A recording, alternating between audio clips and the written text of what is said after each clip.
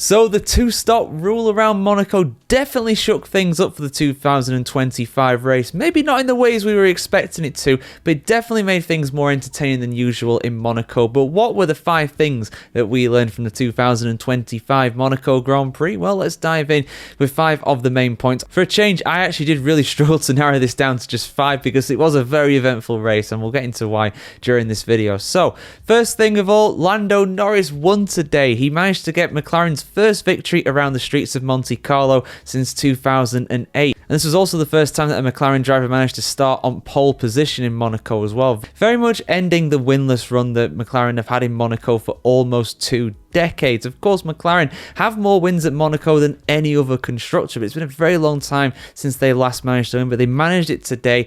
Norris almost threw it away right at the start. He had a massive lockup going to turn 1. He managed to keep it on the road, managed to keep Charles Leclerc behind. Leclerc was doing everything he could to try and get past Norris, but there was not enough room. That is Monaco, and he managed to keep the lead. Norris had excellent pace throughout this race, and he managed to keep behind Charles Leclerc, and actually won in the end by a relatively comfortable margin. He very much still had a lot of performance in his tyres for sure at the end of that one, so very much a deserved win and a huge win for him as well. I think it's just 3 points now between Lando Norris and Oscar Piastri. Piastri doing a good job for his teammate, finishing in 3rd place today, but yeah, that championship advantage that Piastri had has very much been reduced heading into Spain.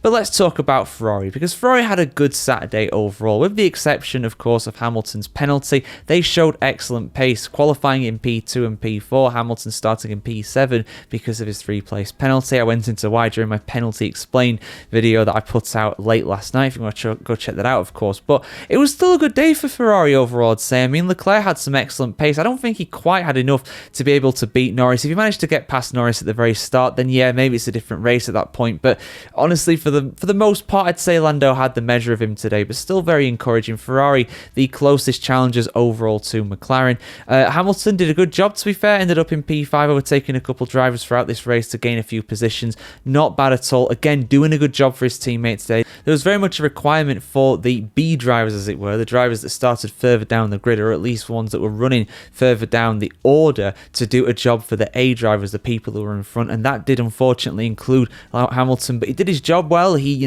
was not making any complaints about it. He was doing what he had to do to help Ferrari, and he did a good job of it, of course, as well.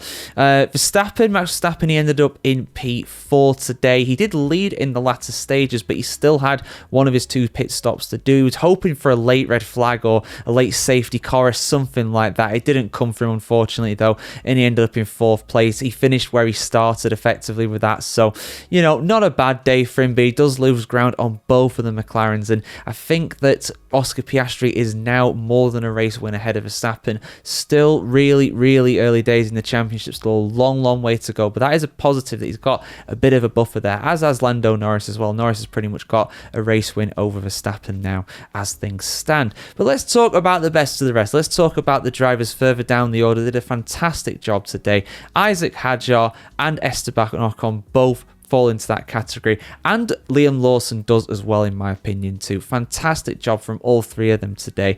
In particular, honestly, for Lawson as well, out of these 3, you could argue, because he kept the whole order behind him. He kept the whole field so far behind him that it gave basically Isaac Hadjar enough of a gap, enough of a buffer to be able to do his 2 pit stops really early, and because of that, Hadjar finished all the way up in P6. Fantastic result for him.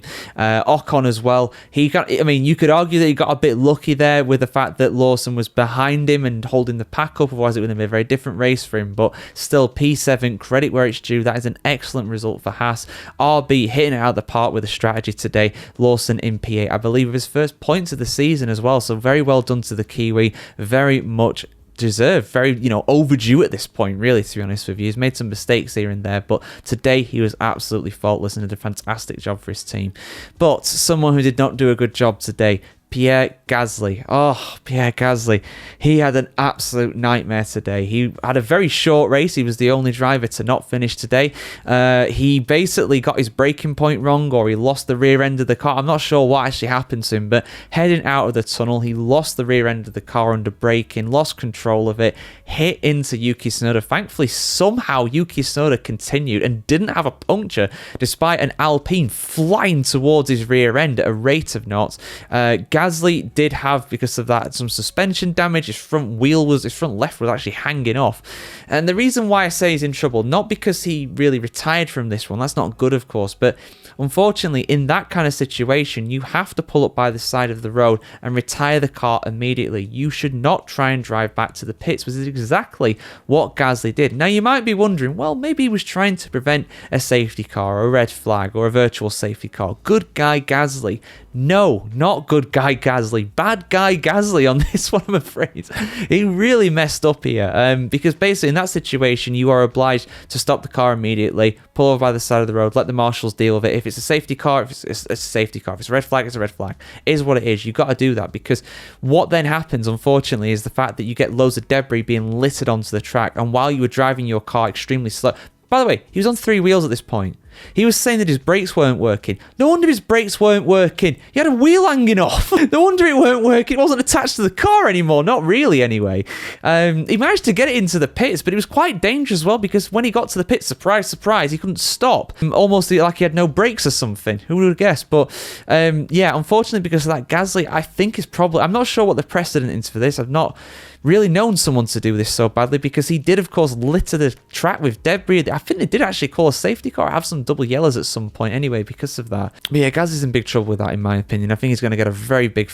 He's either going to get a fine, a penalty, or something. There's going to be something handed out to both him and the team failing to stop their driver, and also for Gasly for failing to stop immediately, failing to follow the race director's directions or notes or whatever the actual technical term is in Formula 1. So yeah, he's going to be in big trouble for that, unfortunately. But yeah, the only retirement, surprisingly. Absolutely crazy race. It was definitely more eventful than last year's. The 2-stop rule, did it work? Did it not? That's something we haven't learned. That's something I need a bit more time to kind of digest, really. I'm going to talk with my good friend Wayne Medford on the Grid Talk podcast very shortly. And yeah, I'm going to get his thoughts on that, because I've got some thoughts about it. I'll record a little video for you guys, of course, and that'll be out probably the day after this one. I'll probably put it out on Monday morning, something like that. But yeah, have a fantastic day wherever you're on the world today, guys. And yeah, let us know what you thought about the Monaco Grand Prix this year. I think, for better or worse, it was definitely more eventful, and I am definitely thinking that this is a better rule than what we had before. That's my initial impression anyway. And also, shout out to Fernando Alonso. Oh, he was on for good points again, and his car blew up, his engine blew up. That's a sick thing that we learn. Alonso is cursed. He's the worst driver, or he's the unluckiest driver in the world, as he said on the radio. He's not the worst driver, that's his teammate. But yeah, your thoughts in the comments about this all below, guys. Have a great day wherever you're in the world today. And yeah, I hope you enjoyed the Monaco Grand Prix, because I definitely did, although it was rather confusing to watch, I'll be honest.